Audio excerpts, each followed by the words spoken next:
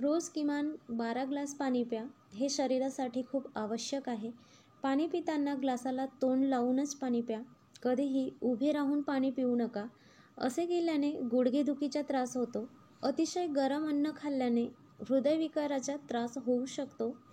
आपली रोजची जेवणाची, नाश्त्याची आणि रात्रीच्या जेवणाची वेळ ही निश्चित असू द्या. वेळेमध्ये बदल करू नका. जर जेवणाच्या वेळा सांभाळल्या नाही तर अपचन आणि पित्त होऊ शकते. रोज किमान 2 ते 3 किलोमीटर पायदळ चाला. खूप अशा आजारांपासून हे तुम्हाला दूर ठेवेल. जास्त तेलकट आणि तळलेले पदार्थ खाणे टाळा. तसेच फार मसालेदार पदार्थसुद्धा खाऊ नका. साधे आणि सात्विक अन्न खा. याचा आरोग्याला नेहमीच फायदा होतो.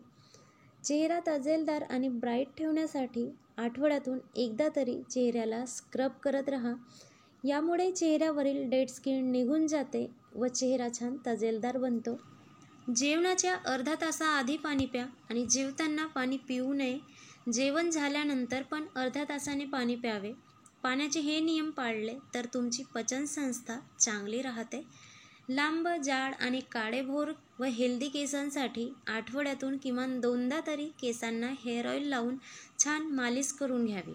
जेवण करण्यापूर्वी कटाक्षाने हात साबणाने किंवा हँडवॉशने धुवा. असे केल्याने तुमच्या हातावरील बॅक्टेरिया अन्नाद्वारे तुमच्या पोटात जाणार नाहीत आणि आजारांचा धोका टळेल.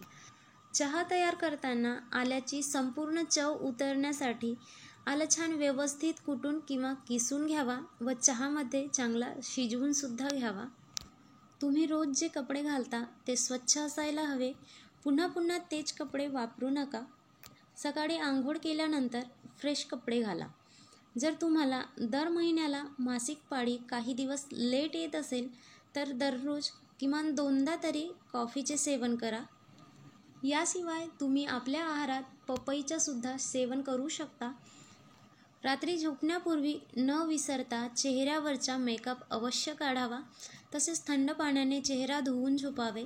म्हणजे दिवसभराची घाण निघून जाते आणि चेहरा फ्रेश राहतो. दररोज रात्री झोपण्यापूर्वी तळपायांना तेलाने मसाज केल्यास डोळ्यांची दृष्टी सुधारते. शाही करी बनवण्यासाठी ग्रेव्ही बनवताना त्यामध्ये काजू, खसखस यांची बारीक पेस्ट तयार करून त्याचबरोबर नारळाचे दूध घालावे. यामुळे शाही ग्रेव्हीला छान टेक्स्चर येते व चवही छान लागते. लवंगाचा सुगंध खूप तीव्र असतो, त्यामुळे कीटक त्यांच्या जवळ येणे टाळतात. झुरळांपासून बचाव करण्यासाठी याचा निश्चितच वापर करू शकता. दूध किंवा कोणताही पदार्थ झटपट थंड करायचा असेल तर मोठ्या पसरट भांड्यामध्ये थंड पाणी घेऊन त्यामध्ये गरम पदार्थाचे भांडे ठेवा. म्हणजे पदार्थ लवकर थंड होईल.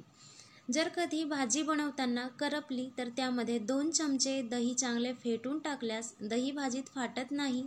तसेच भाजीच्या जळाल्याचा वास देखील येत नाही. तर या होत्या आपल्या आजच्या काही महत्त्वाच्या अशा किचन टिप्स, ज्या की प्रत्येक गृहिणीला माहीत असायलाच हव्या. आशा करते या टिप्स तुम्हाला स्वयंपाक करताना खूप फायदेशीर ठरतील. व्हिडिओ आवडल्यास लाईक करा, शेअर करा व कमेंट करा.